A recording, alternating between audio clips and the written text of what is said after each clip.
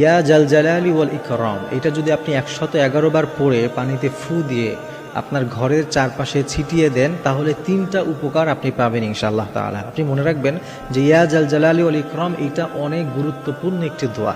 এই দোয়াটিতে আল্লাহ তাআলা অনেক ফজিলত রেখেছেন, অনেক কিছু এই দোয়ার মধ্যে আল্লাহ তাআলা রেখেছেন। এই জন্য আপনি এই দোয়ার আমল সবসময় করবেন।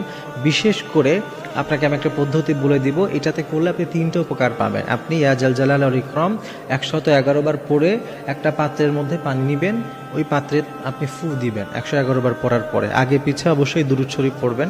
ফু দেওয়ার পরে ঘরের চারপাশে যদি আপনি ছিটিয়ে দেন, তাহলে 1 নম্বরে দুষ্টু জিনের উপদ্রব থেকে আল্লাহ তাআলা আপনাকে রক্ষা করবেন।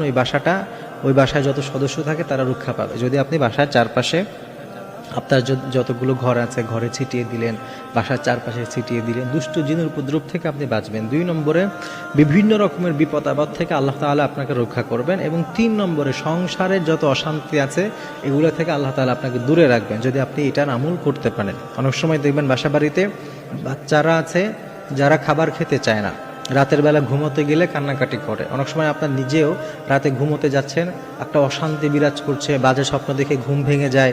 নানানভাবে কিন্তু দুষ্ট জিনরা আমাদেরকে বিরক্ত করে, নানানভাবে বিরক্ত করতে পারে।